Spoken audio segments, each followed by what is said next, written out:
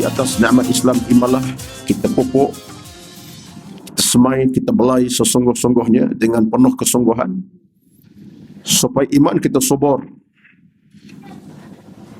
Iman kita sentiasa dalam keadaan subur dan bahagia, bukan sebaliknya, menjadikan iman kita makin kendur dan makin hilang serinya. Al-Fatihah. A'udzu billahi minasyaitonir rajim. Bismillahirrahmanirrahim. Alhamdulillahi rabbil alamin. Ar-Rahmanir Rahim, Maliki yaumiddin. Iyyaka na'budu wa iyyaka nasta'in. Ihdinas siratal mustaqim. Siratal ladzina an'amta 'alaihim ghairil maghdubi 'alaihim waladdallin. Amin. Assalamualaikum warahmatullahi wabarakatuh.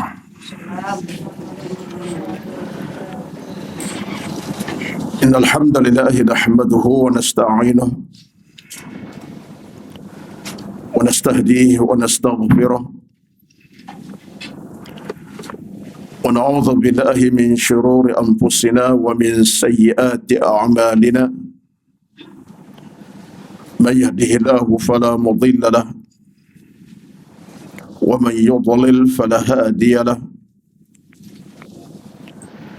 أشهد أن لا إله إلا الله وحده لا شريك له وأشهد أن محمدا عبده ورسوله صلاة وسلاما على حبيبنا المصطفى صلى الله عليه وسلم وعلى آله من اهتدى. اللهم لك الحمد كما ينبغي لجلال وجهك وعظيم سلطانك. اللهم أحسن عاقبتنا في الأمور كلها وأجرنا من خزي الدنيا وعذاب الآخرة. اللهم أعنا على ذكرك وشكرك وحسن عبادتك.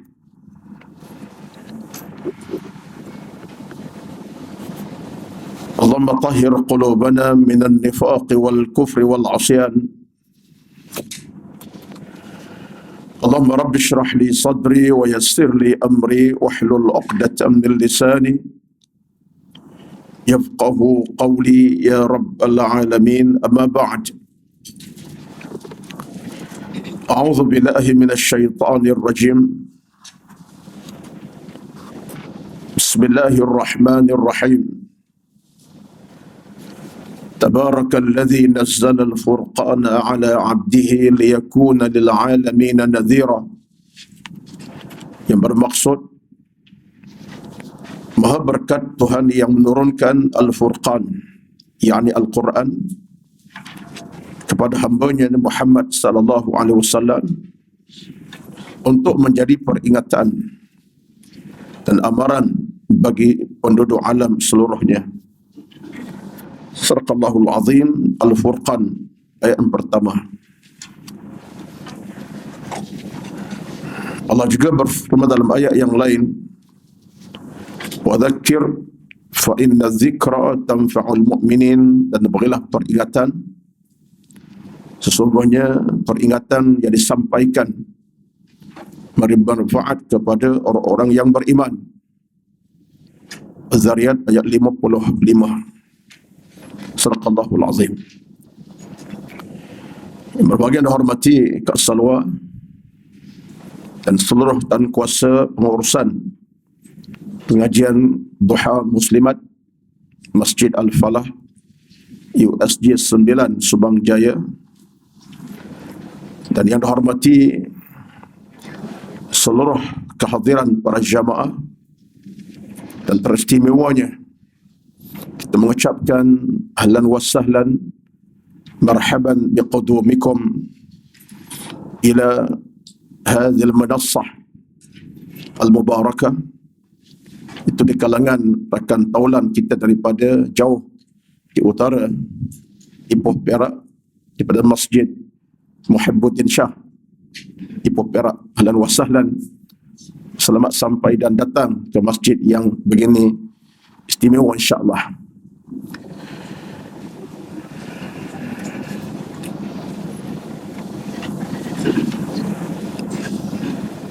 Mudah-mudahan kehadiran kita semua pada pagi ini kehadiran yang diberkati, kehadiran yang diradai, yang dicatatkan sebagai amal salah kita yang berkekalan,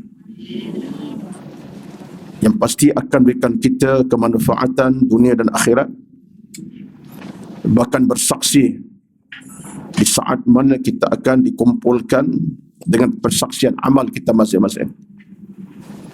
Sesuai dengan ayat dalam Al-Quranul Karim, surah At-Takatsur ayat ke-8. Wala tus'alunna, kamu akan ditanya tentang nikmat yang kamu miliki selama hidup ini. At-Takatsur ayat ke-8, Allah sebut kepada kita bagaimana tiap kita akan disiasat ditanya tentang nikmat, dan yang pasti menurut Al-Imam Al-Ghazali rahmatullahi alaihi, nikmat yang terbaik dan sebaik nikmat adalah nikmat iman dan Islam. Betullah kita, tuan-tuan dan puan-puan semua, di atas nikmat Islam imanlah kita pupuk, kita semai, kita belai sesungguh-sungguhnya dengan penuh kesungguhan, supaya iman kita subur,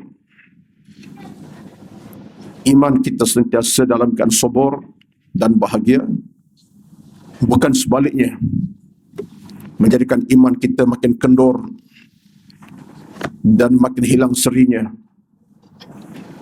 Betullah saya acap kali ingatkan balik tuan-tuan dan puan-puan hadir pada pagi ini untuk kita ucapkan sentiasa, bacalah sentiasa satu bacaan doa yang ringkas tapi padat dengan makna yang tersirat. Di sebalik itu ada rahmatnya. Di sebalik bacaan kita itulah doa yang Nabi ajar kepada kita. Raditu billahi rabban wa bil islami dinan wa bi Muhammadin nabiyyan wa rasulan. Dalam riwayat daripada Nabi SAW,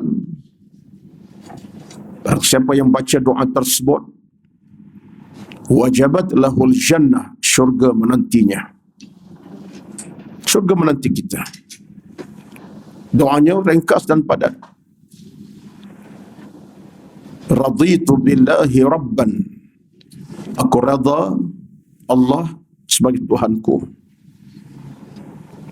Wa bil islami dinan, aku rada Islam pegangan hidupku. Wa bi Muhammadin nabiyyan wa rasulah, aku rada Nabi Muhammad utusan Allah buatku. Itu maknanya. Ringkas, padat, tetapi terkandung dalamnya sesuatu yang besar kepada kita. Jadikan kita lebih kokoh dalam pegangan, meyakinkan dalam ibadat, memperkokohkan keimanan kita kepada Allah Subhanahu wa taala dan keyakinan kita kepada Islam yang kita anuti, dan kecintaan yang teguh kepada Nabi sallallahu alaihi wasallam. Jadi kata-kata ini, doa ini tuan-tuan, kalau Nabi yang ajar kita baca, ia bukan satu bacaan yang biasa.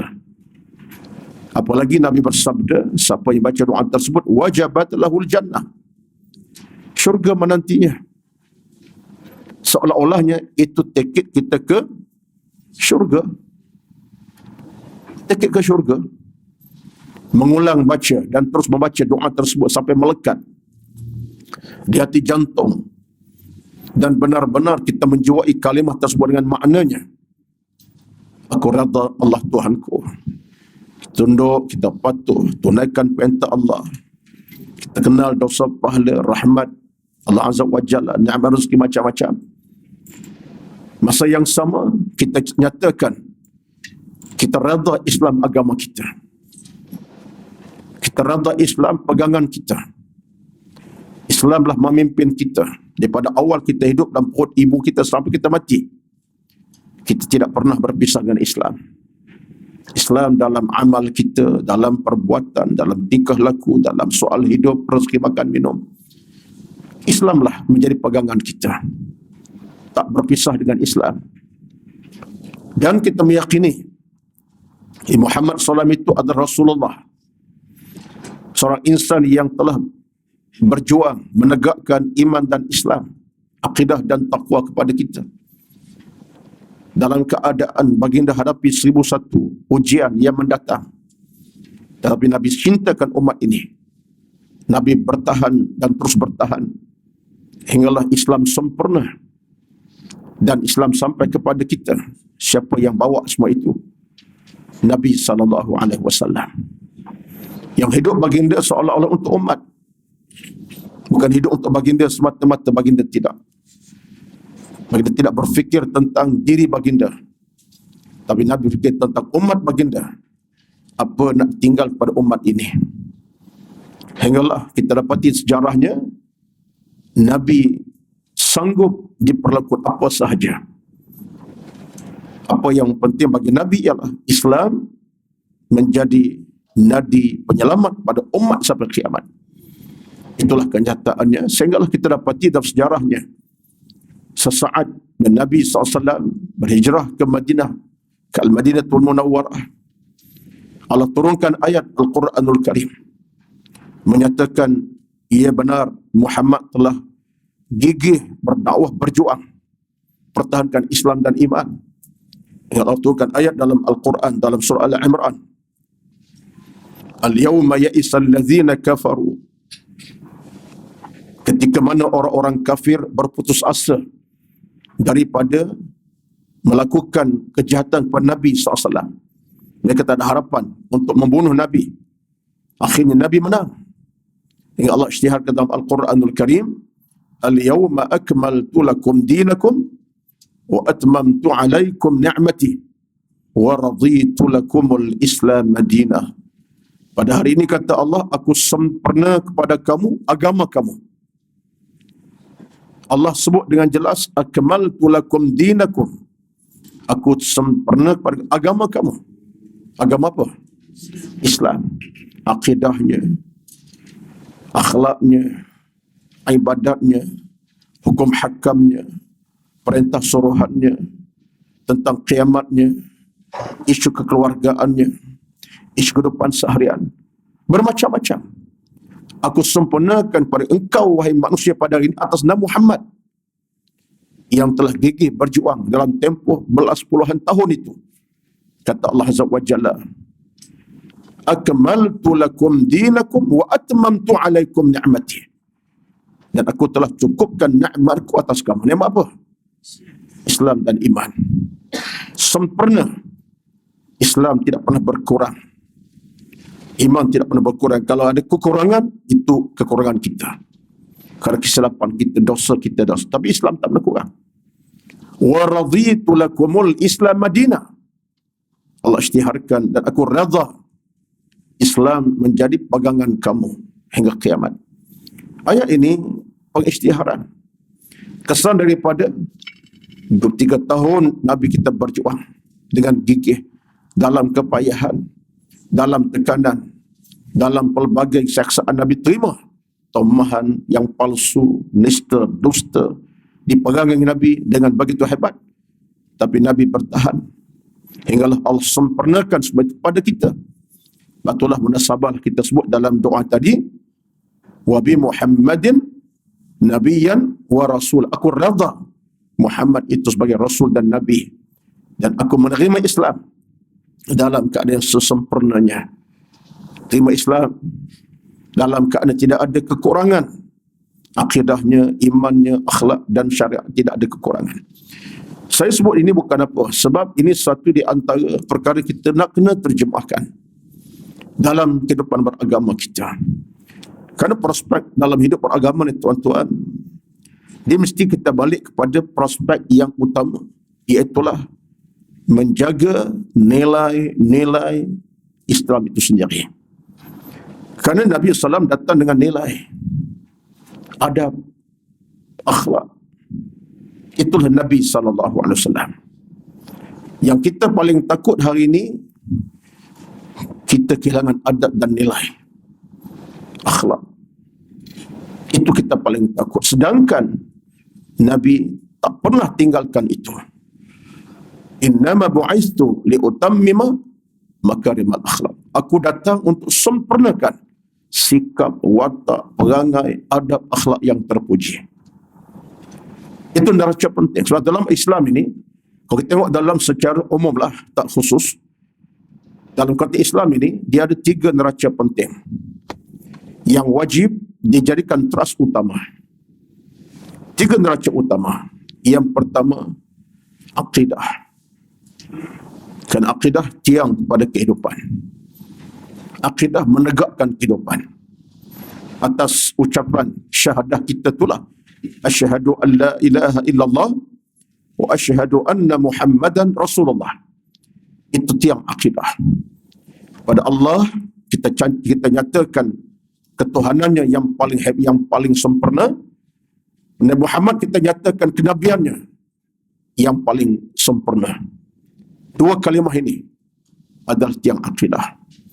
Asyhadu an la ilaha illallah wa asyhadu anna Muhammadan Rasulullah. Ini 2 perkara. Tiang kepada akidah kita. Allah dan Nabi kita akui Tuhan yang maha berkuasa, Nabi yang maha sempurna. Allah sebagai Tuhan punya agama, Nabi menyempurnakan agama. Allah pemilik alam ini, Nabi ajar kita macam mana nak hidup dalam suasana yang sebaiknya. Itu yang pertama, akidah. Dan tiang yang kedua yang menjadi pasal utama ialah tiang syariat ataupun ibadah. Sebab itulah maka Nabi datang untuk membawa tiang peribadatan. Macam mana kita kena beribadat malam siang kepada Allah Azza wa Jalla. Yang sunat, yang wajib, yang diperintah, dilarang, kita kena akur. Tak kiralah dalam bab sembahyang, puasa, haji, ibadat apa saja, terusnya ialah ibadat dan syariat. Itu tiang utama dalam diri kita. Betul, dalam hidup ini kita tidak boleh bebas daripada soal ibadat. Tak kira ibadat sunat ke wajib, itulah nadi jantung kita. Kalau bab ibadat yang wajib kita faham. Dalam bab solat sebagai contoh, wajib kita bersolat. Allah perintahkan kita untuk bersolat. Wa aqimus salat, tunaikan solat. Dalam bab wajib berzakat, wa atuz zakah, tunaikan zakat. Dalam bab puasa Ramadan, Allah perintah kepada kita puasa Ramadan. Kutiba alaikumus siyam, diperintah berpuasa Ramadan. Dalam bab kita tunaikan haji, Allah ajar kita wajib sampai masa di atas kemampuan kamu. Wa'adzim fin nasi bil haji ya'tuka rijalan wa ala kulli dhamirin ya'tina min kulli fajin amiq. Buat haji, datanglah buat haji dalam keadaan macam mana sekalipun, hatta berjalan kaki pun datanglah serta berkemampuan. Itu kewajipan dalam bab yang diwajibkan. Allah perintah kita dalam bab yang dinamakan ibadat sunat. Melengkapkan ibadat wajib kita, ada ibadat yang sunat. Kalau dalam bab sembahyang, ada sembahyang sunat. Dengan kita tunaikan solat tahajudnya, kita tunaikan solat sebagaimana kita buat pada pagi-pagi macam ni. Kita berduha, tunaikan solat-solat qabliyah dan ba'diyah yang sunatkan dalam Islam kita. Tunaikan solat-solat witir contohnya. Tunaikan solat-solat yang lain, hatta sembang jenazah disunatkan. Terlakukan dalam keadaan untuk menyempurnakan solat. Allah perintah kita, ya benar, kita diminta untuk berzakat. Tapi ada sana kaitan dengan amal sunat dalam bab kita berinfak. Maka Islam ajar kita untuk berinfak. Wa anfiqu mimma razaqnakum, dan belanjakan harta benda kamu yang telah kau rezeki kepada kamu. Jangan kedekut dengan apa yang Tuhan beri. Dalam bentuk sedekah sunat, infak harta benda kita miliki. Jangan kita lengahkan urusan itu. Termasuk dalam ibadat yang Allah wajibkan haji, Allah perintah kita untuk naikkan umrah yang sunat. Buatlah sekadar kita mampu. maka itu di antara kekuatan yang ada dalam Islam. Arti tiang seri yang kedua ialah ibadat yang wajibkan kita untuk jaga, sempurnakan dari saat ke minit, minit ke jam, jam ke hari, hari ke hari, sampai bila? Sampai bila kita wajib beribadat? Sampai kita mati ya. Bahkan kita mati ada lagi kewajipan orang ke atas kita sebagai jenazah. Sampai tahap tu kewajipan beribadat kepada kita yang masih hidup sampai kepada kita mati. Orang masih hidup wajib tunaikan namanya ibadat sampai jenazah kita. Akhirnya solat jenazah itulah terakhir waktu si mati. Memang orang sembahyang tapi hak si mati ada. Doa orang masih hidup kepadanya. Kalau dia laki-laki, Allah maghfirlahu, ampunkan dosa hamba-Mu ini Allah. Rahmatilah dia, wa'afihi wa'afu anhu wa akrim nuzulahu wasi' mudkhalahu. Permudah urusan kuburnya, syurga menantinya, bukan neraka. Hak si mati yang didoa Allah masih hidup. Belum si mati diletak dalam tanah buat selama, ada hak dia. Ibadat tu. Kalau dia perempuan, Allah maghfirlaha warhamha wa'afiha wa'afu anha wa akrim nuzulaha wasi' mudkhal, sampai kepada akhirnya. Ada hak bagi si mati untuk diampunkan dosa oleh Allah melalui permintaan masih hidup. Ibadat, tuan-tuan, teras utama. Dan ibadat ini sesuatu yang mesti melekat dalam urusan kita hidup beragama, yang sunat dikerjakan, yang wajib dilaksanakan. Itu tiang seri yang kedua, ibadat dan syariat. Tiang seri yang ketiga yang menjadi tiang utama ialah akhlak. Akidah tiang seri yang pertama, ibadat, syariat yang kedua. Yang ketiga akhlak. Akhlak ini satu lagi elemen penting yang menjadi tunjang utama. Kenapa? Kerana akhlak sesuatu yang berkaitan soal moral kehidupan. Cakapan, perbuatan, tingkah laku, sikap, watak, luaran dalaman, akhlak. Betullah, maka akhlak adab ini tiang seri kepada kita. Bahkan para ulama menegaskan bahawa dengan akhlak dan adab yang baik itulah akan menjadi neraca utama meletakkan kita dalam keadaan sempurna ke tidak. Kalau tidak ada akhlak yang baik, itu bermakna iman, akidah kita tidak elok. Kalau tidak ada akhlak yang baik, bermakna ibadat kita sempurna. Batuk Imam Ghazali dia kata apa? Dia kata neraca akhlak ini neraca yang paling utama sekali. Kenapa? Kesan akidah yang betul, adab akhlak jadi betul. Kesan ibadat yang baik dan sempurna, jadikan akhlak adab juga sempurna. Sebab akhlak adab ini tidak akan terjemah begitu rupa, melainkan ada di sana kekuatan yang dalamnya, itulah akidah dan ibadat. Orang tak dia baik, tuan-tuan, orang tak akan jadi seorang yang baik dalam adab akhlak kalau iman tak ada. Ibadat tak jaga, tak jadi baik. Kenapa orang jadi baik dalam bab akhlak? Sikapnya baik, mulia, dia dalam keadaan berhemah dengan orang, tak cakap benda yang palsu, keji, tak kata mengata, tak adu domba, tak menganjingkan orang, tak cerca-cerca orang. Kenapa? Sebab akidahnya betul, ilmunya benar, ibadatnya sempurna. Bila ibadat sempurna, akidah betul, maka akhlaknya akan jadi betul. Watak dia, sikap dia, cara dia berhubungan dengan orang, interaksi orang. Sebab kata Imam Al-Ghazali, tak akan mungkin akhlak ibadat akan sempurna kalau tak sempurna akidah dan ibadah seorang. Kita mengalu-alukan kehadiran rakan kita daripada Perak pada pagi ini, 20 orang, ahlan wa sahlan, bersama Ustaz Zuhairi, Tuan Imam kita.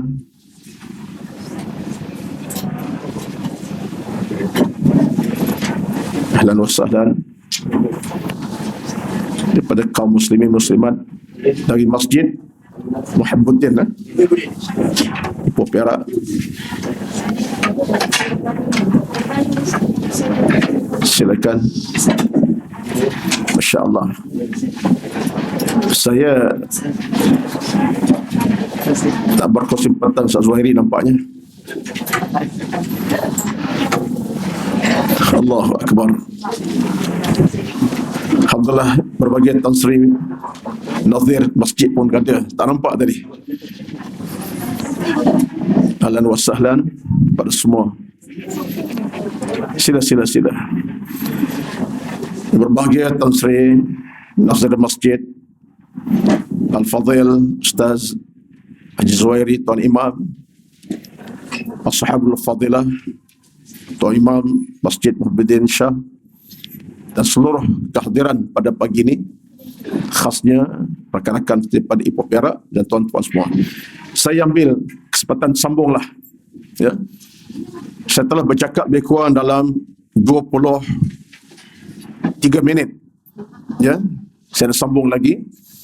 Dan asas bicara saya berkitab adalah tajuknya daripada kitab Adab Membaca Al-Quran, At-Tibyan fi Adabi Hamalatil Quran. Itu tajuknya. Tapi pada pagi ini saya telah mukadimahkan, bukan luar tajuk, dalam tajuk tapi dalam kerangka yang saya kira mukadimahnya berkait dengan soal kita dan kehidupan kita. Maka saya nak sambung sikit lagi, dan pentas saya ini kalau ikut kepada timenya hinggalah jam 3 petang hingga jam 11 pagi, ya. 3 petang kita punya tamu terkejut, sudah silap majlis. 11 pagi saya akan tamatkanlah sekitar 11 pagi, dan saya akan cuba untuk sampaikan mesej ilmu pada pagi ini dalam masa yang terhad ini. Saya tidak berkata bahawa saya terbaik, dan saya lebih terasa sangat di pentas ilmu pada pagi ini. Ada tekanan sikit, tekanan jiwa terasa. Pertama, Ustaz Zuhairi Imam ada, dan sebelah kiri saya pasti mana imam kita? Ya? Imam kita ada bersama, ya, Imam Sah, yang bersama. Jadi saya tertekan jugalah, tapi tak apalah. Atas nama semangat ilmu, mengambil apa kata Allah dalam Al-Quranul Karim, wa dzakir fa inna dzikra tanfa'ul mu'min. Berilah peringatan, sesungguhnya peringatan beri manfaat pada orang-orang yang beriman. Inilah jiwa kita, tuan-tuan. Jiwa diperingatkan, kita sejahtera. Jiwa mengingatkan, kita bahagia. Kita manusia tidak ada lengkap selengkap-lengkapnya. Ada kekurangan. Dalam hidup manusia, tak kira siapa pun kita, tetap ada kekurangan. Kullu bani Adam khata' wa khairul khata'in at-tawwabun. Tiap anak Adam ada kesilapan. Bagi yang bercakap ini, kerdil ilmunya, kerdil akhlaknya, dan kerdil segala-galanya. Kita hidup dalam suasana ada nilai kekurangan dan mungkin ada nilai tambah yang baik. Kita sama-sama kita nak perkemas kebaik. Saya sebutkan tadi, maka tajuk saya pada pagi ini sambungan daripada kitab, nampaknya tak selesai lah. Ya, tak apa. Okey, wakil Muslim kata tak apa, dengan izinnya. Saya buka kitab ni tapi tak terbaca lagi. Apa yang sampaikan ni dalam kata ilmu juga baik. Tadi saya kata, tuan-tuan, dalam kerangka pasal utama hidup ini, kita kena ada kekuatan iman ataupun akidah. Kemudian kekuatan adab ataupun kekuatan ibadah syariat, ibadah syariat. Ketiganya ialah kekuatan akhlak dan adab. Maka terus ketiga ini penting sangat. Suatu maka Nabi SAW bersabda, innama bu'ithu liutammima makarimal akhlak. Aku diutuskan untuk menyempurnakan akhlak yang terpuji. Dan kata Imam Al-Ghazali sebutkan tadi, tidak mungkin tertegak akhlak yang baik dalam hidup seorang mukmin kecuali akidahnya benar, ibadatnya baik dan betul. Jadi gabungan, tuan-tuan, kita cuba nak lihat balik dalam kerangka kehidupan semasa kita. Sebab apa? Sebab akhirnya apa kita nak bawa dalam hidup ialah kita nak balik kepada Allah Subhanahu wa taala. Perjalanan kita dalam hidup ini, tuan-tuan, bukan semakin jauh, tapi semakin pendek. Kita punya al-khutuat ala tariq. Perjalanan kita sebenarnya bukan makin jauh, makin pendek. Bukan makin panjang, makin pendek. Yang panjang usia kita. Usia kita meningkat, Tak ada orang 50 tahun lepas, tahun 49. Tak ada. Yang ada 50 tahun lepas, tahun ini 51. Yang berlaku tahun ini 60, akan datang 61. Usia kita panjang angka, meningkat. Tetapi hakikatnya ialah sedang melalui setempoh yang makin pendek. Pendek dari sudut tempoh kita dengan ibadat, kesihatan, dan seumpamanya. Setiap saat kita oleh tuan-tuan dalam tempoh yang kadang-kadang kita renung balik, Allahu Akbar. Tenaga makin berkurang. Ingatan makin berkurang. Kesihatan makin terjejas. Itulah kita. Dan kalau kita faham hakikat inilah kita sedang alami, maka tidak mungkin kita biarkan hidup ini dalam keadaan sia-sia. Kita abaikan. Allah Subhanahu sebut kepada kita surah Al-Mu'minun. Allah mencabar kita. Al-Mu'minun 115, apa kata Allah Azza wa Jalla? Afa hasibtum annama khalaqnakum abathan wa annakum ilaina la turja'un. Ayat ini Allah mencabar kita. Dan bentuk Allah cabar manusia dalam sangkaan kita macam mana? Tentang nikmat rezeki, nikmat usia, nikmat harta, nikmat pangkat, nikmat keluarga, nikmat kekayaan, nikmat kehidupan. Kerana sangkaan manusia boleh jadi, dia kata apa? Ialah dia mungkin lalai dan lupa. Saya ingat satu di antara hewar ataupun kita namakan perbualan antara Nabi dengan Jibril alaihi salatu wassalam. Yang ini kalau siapa dengar balik di kalangan para jemaah muslimat kita, mungkin dia ingat balik. Kalau ingatlah, kita ingat macam mana. Ketika datang Jibril pada Nabi sallallahu alaihi wasallam. Ini disebutkan oleh Al-Imam Ibn Hajar Al-Asqalani dalam kitabnya. Diriwayatkan ketika datang Jibril kepada Nabi sallallahu, Jibril menghadap Nabi face to face. Dalam bahasa Jawa face to face lah. Menghadap muka ke muka. Kata Jibril kepada Nabi sallallahu, "Ya Muhammad, ash ma syi'ta fa innaka mayyitun. Wa ahbib man syi'ta fa innaka mufariquh. Wa'amal ma syi'ta fa innaka majziyyun bihi." Allahu Akbar. Perbualan dua makhluk yang mulia. Makhluk yang mulia kerana malaikat Jibril, dan makhluk yang paling mulia paling manusia Nabi sallallahu alaihi wasallam. Cakapan mereka cakapan bermakna. Kata Jibril kepada Nabi sallallahu, "Ya Muhammad, aish ma syi'ta fa innaka mayyitun." Hiduplah kamu. Kamu nak hidup macam hiduplah. Dari saat ke minit, minit ke jam, jam ke hari, hari ke minggu, minggu ke bulan, pada siang ke malam, hiduplah. Tapi ingat, kata Jibril, fa innaka mayyitun, bila sampai masa, kamu akan mati. Tuan-tuan, kena ambil renungan ini. Saya lama duk renung kata-kata ini daripada saya belajar lagi. Hebat kata-kata ini. Jibril ingatkan Nabi, bukan Nabi seorang yang lalai. Mana mungkin Nabi seorang yang lalai? Nabi tak ada ghaflah dan baginda, tak ada ghaflah. Nabi tak lalai, Nabi tak ada sifat, tak ada. Nabi Isa paling sempurna. Tapi Nabi diperingat oleh Jibril, "Ya Muhammad, aish ma syi'ta fa innaka mayyitun." Hiduplah kamu. Ingat, kamu akan mati bila masanya. Apa anda tuan-tuan? Peringatan ini bagi saya lebih kepada untuk ingatkan umat Muhammad SAW, ingat kita kepada kita. Ingatan kepada kita. Sebab yang lalai, yang lupa ghaflah kita. Yang lalai kita. termasuk golongan yang ghaflah banyak benda tuan-tuan. Di saat Allah beri kita nikmat yang pelbagai, nikmat harta, kadang-kadang kita gagal tunaikan nikmat harta Allah beri. Nak infak pun kadang-kadang fikir bukan 2 kali, 10 kali fikir. Nak beri, tak beri, beri, tak beri, akhir tak beri. Contoh, saya lah bukan tuan-tuan. Nikmat masa Allah beri, nak habiskan sikit masa untuk qiyam tahajud 2 rakaat pun terpenuh, panjang. Tapi sembang di restoran 3.30 tak tahu siapa. Nikmat masa. Dan seumpamanya fikir-fikir kata, kita lalai. Maka kita takut tuan-tuan.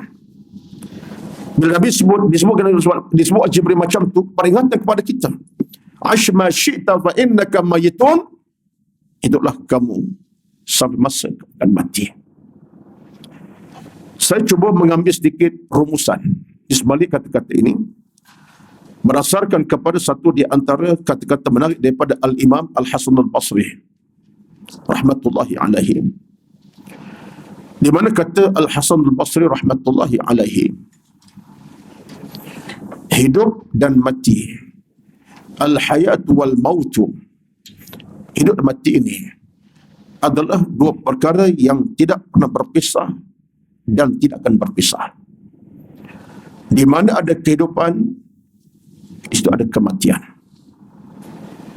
Di mana ada kehidupan, itu ada kematian. 2 perkara yang tidak akan berpisah langsung. Kerana kematian dan kehidupan 2 perkara yang tidak akan sama sekali jauh pada kita. Cuba renung daripada ayat suci Al-Quranul Karim. Contoh kita ambil. Dan ini saya sering sebut di banyak tempat. Dalam surah Al-Jumu'ah ayat ke-8. Allah sebut kepada kita satu peringatan yang jelas. Qul innal mauta alladhi tafirruna minhu fa innahu mulaqikum. Thumma turadduna ila alimil ghaibi wasyahadah. Fayunabbi'ukum bima kuntum ta'malun. Sadaqallahu azim. Katakan Muhammad, sesungguhnya kematian yang kamu cuba melarikan diri padanya, al-firar, cuba kita nak larikan diri. Maknanya, kata Allah Azza wa Jalla, katakan Muhammad, kematian yang kamu rasa nak jauhkan itu, kamu tak rasa nak dekati, bimbang akan kematian.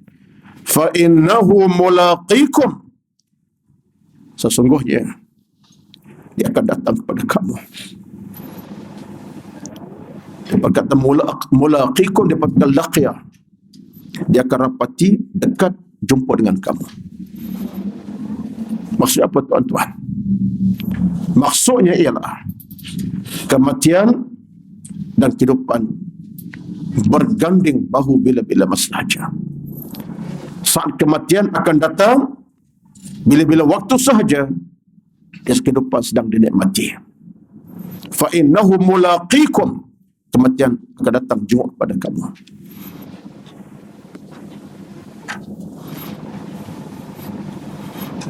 Tuan-tuan sekalian, apakah hal ini tidak kita merenungkan?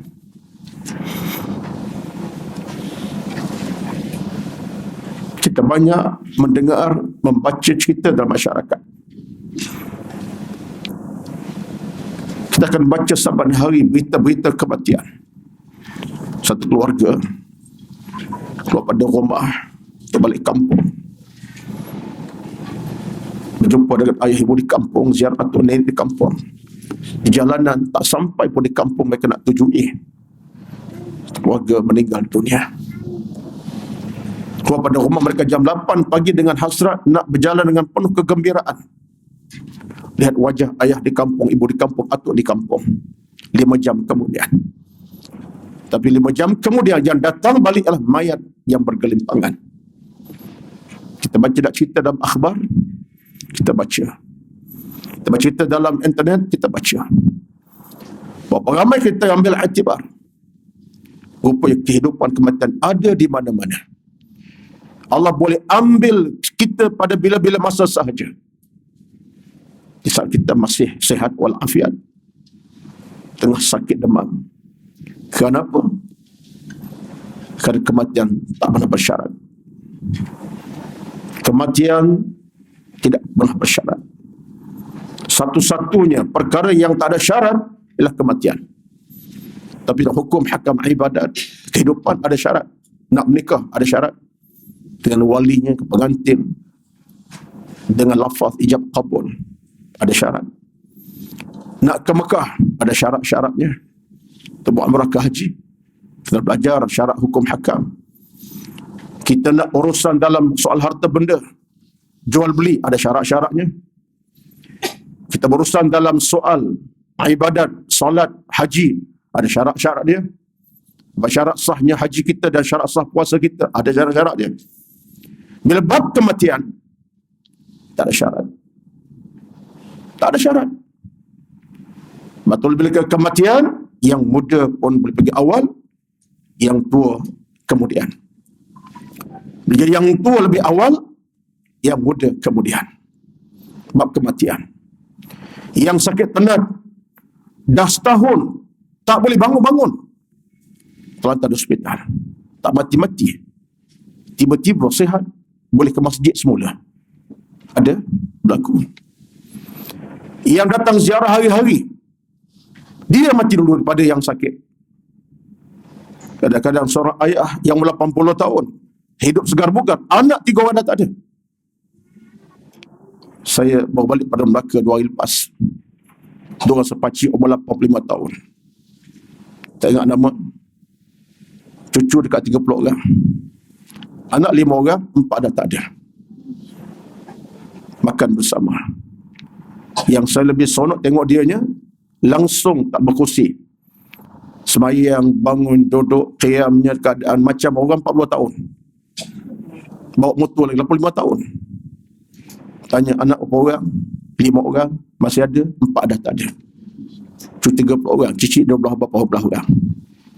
Nak cerita tuan-tuan, itulah hakikat sebuah kehidupan. Betul, kematian ada syarat.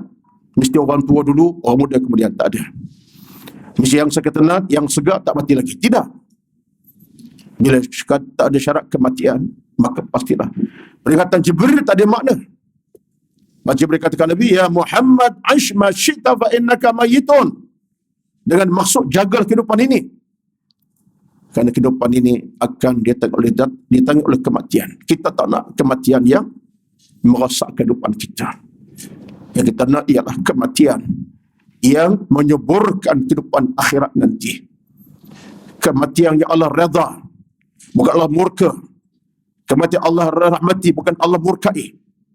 Kematian dalam keimanan, bukan kematian dalam kejahatan, kemaksiatan. Jadi tengok tuan-tuan, peringatan ini begitu besar kepada kita, diambil maknanya. Peringatan. Kata Jibril kepada Rasulullah, dia kata apa? Wa ahbib man syi'ta fa innaka mufariqah. Hei Muhammad, sayanglah kamu. Nak sayang kepada apa? Harta benda, nikmat, kehidupan anak, nak sayanglah. Bila sampai masa berpisah kasih, kamu dan apa kamu sayangi. Tinggal harta benda, tinggal anak isteri, tinggal rumah kediaman, tinggal cucu dan cicit, tinggal kawan teman taulan, tinggal saudara mara, tinggal pangkat rezeki kamu, tinggal segala-galanya yang kamu sayang selama ini. Tidak ada apa yang kau milik, malaikat kamu sebatang kara. Anak-anak keliling kelalang kamu pun ramai sekalipun, bila kau mati, kamu sebatang kara di alam barzakh sampai ke alam mahsyar kamu. Tuan-tuan, ini peringatan kepada kita. Kita berjaga-jaga sebuah kehidupan. Sayangkan dunia macam mana pun kita, biarlah kecintaan itu kepada agama. Adalah kita manusia yang diajar oleh para sahabat. Usahakanlah. Saya cakap untuk saya. Apa kata sahabat Nabi SAW kepada kita? Antara kata mereka, kamu hidup dalam keadaan seolah kematian datang bila-bila masa, tapi dunia ini kamu carilah semua mahunya.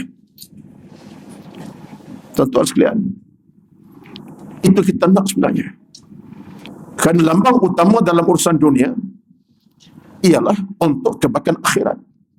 Sayangkan harta kepada akhirat. Tidak salah kita berharta benda yang banyak. Tapi saat kita ada harta, infak kita selesai. Zakat kita selesai. Sumbangan kita lakukan. Kita kaya raya. Allah beri harta yang melimpah ruah. Tapi urusan ibadat bentuk tadi selesai. Itu kita mahu. Allah rezekikan kepada kita nikmat yang begitu limpah ruah. Umur yang segar bugar, contohnya sehat badan kita. Kita jaga peribadi dengan kesehatan baik, tetapi kita naklah tumpah kesehatan kepada kebaikan. Kita tahu bila sampai masa nak beribadat, dengan nikmat rezeki Allah beri, tangan boleh angkat takbir, lutut diturunkan ke bawah, dahi sujud kembali lengkap, kita boleh solat sembahyang dengan sempurna. Sebab apa? Kesihatan Allah beri pada kita. Akhir berpisah kita dengan apa kita miliki. Yang ketika Nabi SAW kepada Jibril kepada Nabi SAW, ketika kata Jibril kepada Nabi SAW, wa'amal ma syi'ta fa innaka mufariqah. Muhammad, wa'amal ma syi'ta fa innaka majziyun bih. Muhammad, buat apa kena buat. Kamu ada kemahuan, keinginan, tapi ingat, fa innaka majziyun bihi, kamu akan dibalasi oleh mahkamah Allah Subhanahu wa taala. Wa'amal ma syi'ta fa innaka majziyun bihi. Buat apa atas nama keinginan kamu, kemahuan, silakanlah. Kamu ada kemahuan, keinginan nafsu, tapi ingat kata Jibril kepada Nabi sallallahu, fa innaka majziyun bihi, kamu akan dibalasi. Ada hari pembalasan menanti. Batulah kita tuan-tuan kena ingat, akhirnya perjalanan kita akan sampai pada saatnya thumma latus'alunna. Sambung ayat tu, At-Takwir 8. Yauma idzin 'anil na'im. Itulah kenyataan kita. Thumma latus'alunna yauma idzin na'im. Kemudian bila sampai masa kamu dihitung akan nikmat kehidupan kamu. At-Takwir 8. Ketika itulah pembalasan akan datang. Mahkamah Allah bersidang. Saya sering bagi contoh yang simple untuk direnungi. Untuk saya bukan orang lain pun. Ketika itulah, bila mahkamah Allah bersidang, Allah akan buka. Tak ada mahkamah tertutup. Yang tertutup di dunia saja. Hakim boleh bagi arahan. Mahkamah bersidang hanya untuk khalayak saja. Tak buka kepada siapa pun. Hanya orang tertentu. Itu dunia. Tapi di akhirat, mahkamah terbuka. Didengari melalui apa yang Allah tentukan. Hakimnya dia sendiri.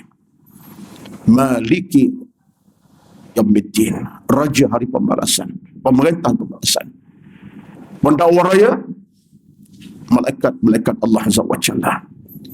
Raqib Atid bertugas kembali menyatakan, inilah kejahatan kamu, ini kebaikan dosa kamu. Pendakwa malaikat Allah Azza wa Jalla. Kita OKT, orang dituduh, tak bercakap, tak bersuara, tak berkata-kata, dia membatu. Itulah kita di pada mahsyar. Saksinya anggota badan sendiri. Tangan mula bercakap, kaki mula berbicara, telinga mula berkata-kata. Al-yawma nakhtimu ala afwahihim wa tukallimuna aydihim wa tashhadu arjuluhum bima kanu yaksibun. Saksi tidak akan berbohong lagi. Saksi tidak akan dipalsukan lagi. Benar, saksi anggota badan sendiri. Kemudian hujjah, bukti amalan kita tersurat dan disuratkan oleh Allah Azza wa Jalla dalam bentuk buku yang telah tertulis segala-galanya, dalam bentuk buku yang tercatat. Itu bukti selama kita hidup. 100 tahun kita hidup, kita 60 tahun, Allah akan berikan untuk kita baca. Iqra kitabak kafa binafsika al-yawma 'alaika hasiba.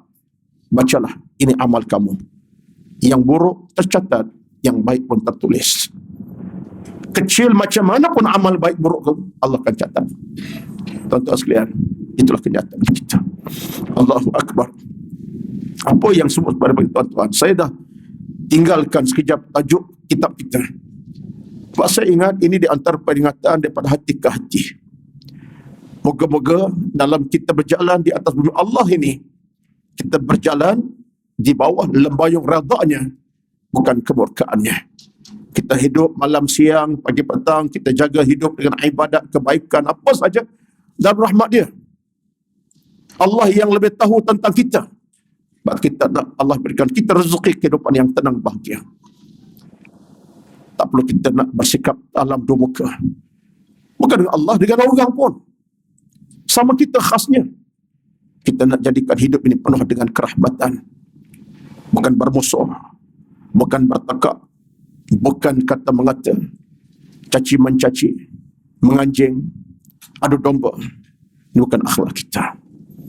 Kalau kita masih kita boleh baik pada orang lain, boleh jadi boleh baik pada kita lagi. Kita mungkin ada kebaikan. 2 kebaikan saya buat, tetapi Al-Fadhil Zuhairi ada 10 kebaikan. Semungkin saya buat 3 kebaikan. Al-Fadhil, tuan imam kita, ada 200 kebaikan. Orang tak nampak kebaikan, tapi dia buat. Mungkin saya buat 100 dosa, tapi Al-Fadhil Zuhairi buat 2 dosa saja. Saya lebih banyak dosa yang tersirat lagi tersurat, saya tak nampak pada orang. Sebab kita tuan-tuan ada kelebihannya. Di mana kekuatan kita? Kekuatan kita berjamaah. Maka pentas kita ini pentas untuk menimbul kekuatan. Kita beri teguran, beri peringatan, beri suntikan ilmu dan keimanan. Mudah-mudahan hati yang sakit sembuh, hati yang mati kembali celik dan bercahaya. Jiwa yang dah betul-betul mati akan hidup kembali. Jiwa yang dah sakit lama sembuh semula insya-Allah. Jiwa yang penuh dengan 1001 masalah akan bercahaya semula. Ini harapan kita. Sebab itu kita yakin percaya apa kita buat ini semuanya kerana Allah Azza wa Jalla. Kalau kita nak menghadap Allah dengan kejayaan, bukan kegagalan, dengan rahmatnya, bukan dengan kemurkaannya. Kita kembali pada Allah Azza wa Jalla, kejayaan syurga, bukan sebaliknya. Maka tahniah kepada semua, dan saya sebut pada pagi ini kebetulan meraihkan rakan kita daripada jauh, sebab kita tidak ada matlamat yang membeza-beza kita. Yang jauh pun datang, dekat pun ditiba. Kenapa? Kerana agama yang satu, Tuhan yang satu, iman yang satu, Islam yang satu. Itulah kehidupan kita sebenarnya. Mudah-mudahan Allah Subhanahu wa taala berikan kita komitmen yang berterusan, istiqamah dalam beramal. Doalah kepada Allah Azza wa Jalla. Mudah-mudahan kita semua dalam rahmat-Nya. Bukan kita doa untuk kita saja, rekan-rekan kita yang lain. Minta pada Allah keselamatan. Ada kalau kita mungkin tersasar, doa kebaikan. Jangan balu hentang dia lagi. Kamu ni ahli neraka ni. Jangan kata macam kat dia. Kamu ni tak ada harapan syurga ni. Jangan. Di saat dia buat kesilapan, ya Allah, beri kepada hidayah. Sejahterakan dia, ya Allah. Selamatkan dia. Tambahkan agama kepada kebaikan. Itu harapan kita. Samalah kita pada orang, kita minta Allah kepada kita kebaikan juga. Allahumma hasina aqibatana fil umuri kulliha wa ajirna min khizyid dunya wa azabil akhir. Itulah sekadar apa yang saya boleh sampaikan pada pagi ini. Kak Salwa, minta maaf banyak-banyak kerana tajuknya bukan lagi tajuk yang biasa. Daripada tajuk Al-Quran kita bicara. Kitab tuan-tuan, semuanya rekan kita daripada Perak adalah kitab kita baca. Sejak lama saya punya turn, dan mungkin habis tak lama lagi nampaknya, ingat habis bulan Ramadan. Nampak lepas Ramadan juga akan habis kitab ni. Tak apalah, kita tak gopoh lah bab kitab tu. Yang pasti hadir dan hadir. Yang jauh tiba, yang dekat pun datang insya-Allah. Itulah sekadar pertemuan kita pada pagi ini. Ada apa? Soalan juga. Ini yang penat ni. Ya. Tak apa, saya akan bagi Ustaz Zuhairi jawab insya-Allah. Boleh saya? Sila. Saya dijambil daripada Misi Mujahidin Po. Mujahidin bukan Muhabbiddin Muhammadin. Saya betul kabar Haji. Okey. Ini Ustaz. Dalam 2-3 hari ni telah viral kebiadaban seorang wakil ayat bersedia membangkang kitab suci Al-Quran. Macam viral tahu. Jadi dia tak fikir tentang kemarahan Islam. Soalan saya tanda pertama, kenapa pada masa itu Allah tak menunjukkan kepadanya apa akibat dari perbuatannya? Dan soalan saya kedua, adakah halal darahnya Ustaz? Itu soalan yang pastikan. Yang pertama, tidak jadi macam Terusan TV9 pula ni. Ya. Tuan-tuan sekalian, yang pertama sekali dalam kehidupan beragama, kita memang diajar Nabi tentang ujian kita akan hadapi. Dalam satu hadis daripada Anas bin Malik radhiyallahu anhu, walaupun dia tak sampai martabat Bukhari Muslim, tapi ulama menyatakan hadis yang diterima. Nabi bersabda, al-mu'minu baina khamsi syada'id. Orang beriman 5 ujian akan dihadapi. 5 ujian akan dihadapi orang beriman. Yang pertama Nabi sebut tentang orang mukmin dengki kepadanya. Sama-sama kita ni duduk dalam majlis ilmu sekali, sembahyang sebelah kanan tu imam dia, tapi dengki kawan sebelah tu. Berlaku tak berlaku. Sembahyang masjid sakit sekali tu, tapi dengki dendam ada. Sama kita, ujian. Yang kedua, orang munafik benci kepada mukmin. Sembahyang sama juga masjid, orang munafik benci. Yang ketiga Nabi kata apa? Wa kafirun yuqatiluhu, orang kafir memerangi orang Islam. Yang keempat, wa syaitanun yudhilluh, syaitan akan menyesatkan kita. Yang kelima, wa nafsun tunazi'u, nafsu kita sendiri menyerang kita malam siang. 5 ujian. Satunya ialah orang kafir akan perangi orang Islam. Maka dalam konteks sejarahnya, sekalipun datanglah pelbagai keadaan, dia bakar Quran ke, bakar masjid ke, dia musnahkan tempat orang beribadat ke, ini adalah kesinambungan sejarah orang-orang kafir sepanjang zaman. Zaman Nabi dah berlaku. Yang tentang Nabi zaman Lumat, nak bunuh Nabi pun.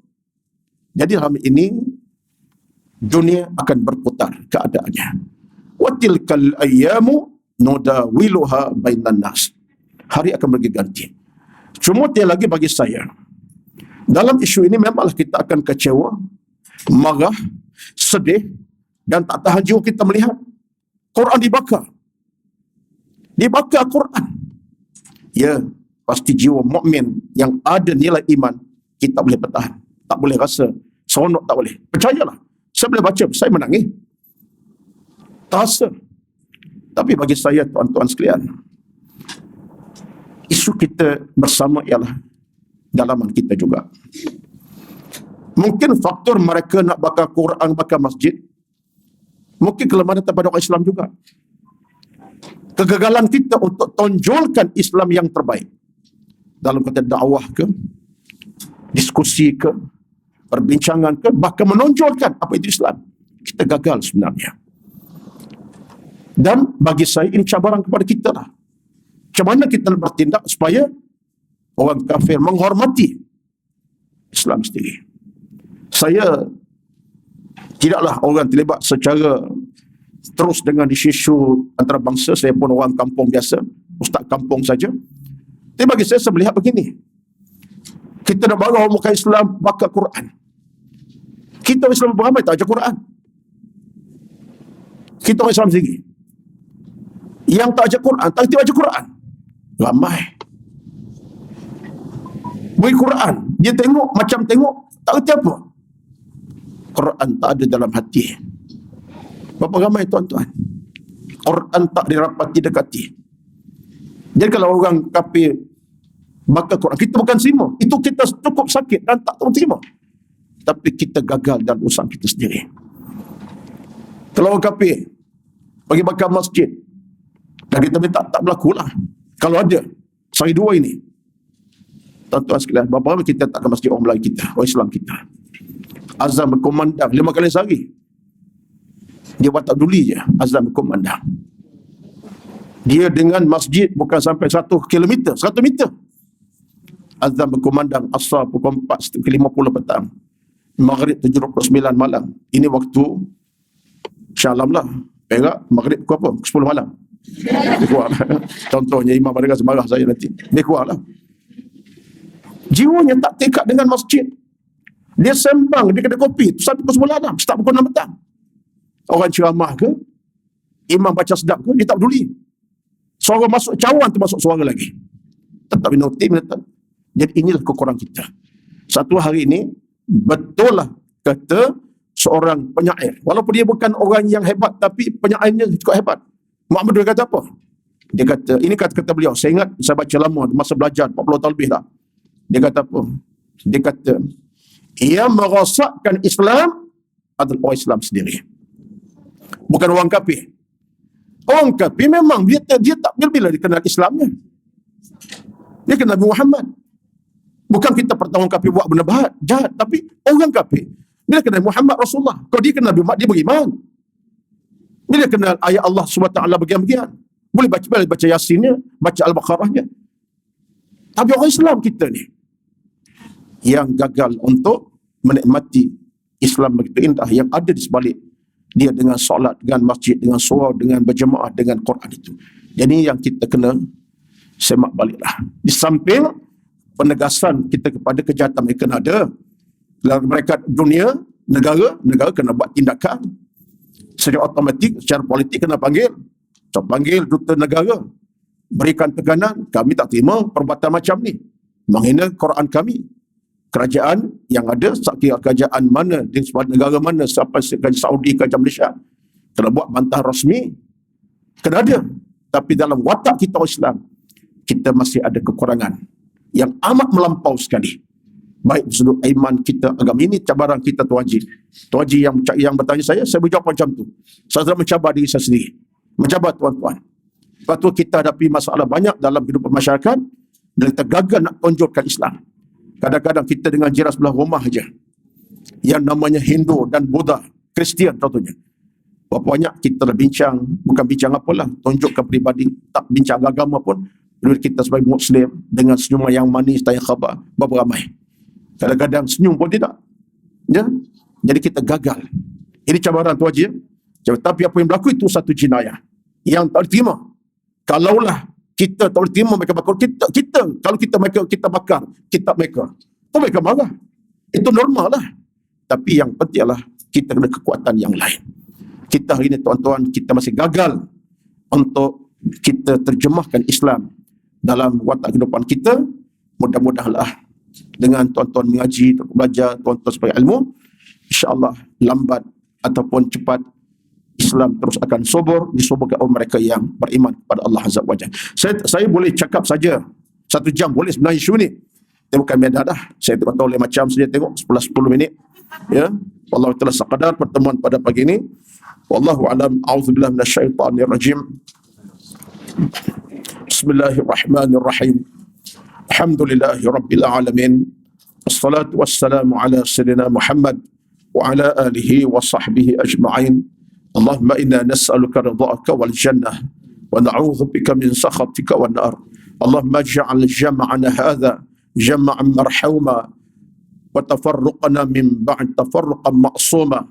Allahumma arzuqna al-khaira wal amna was sihhata wal afiyata wal inayata wal barakata wat tawfiqa was salamata wal maghfirata bi rahmatika ya arhamar rahimin. Allahumma ahsin 'aqibatana fil umuri kulliha وأجرنا من خزي الدنيا وعذاب الآخرة. ربنا آتنا في الدنيا حسنة وفي الآخرة حسنة وقنا عذاب النار.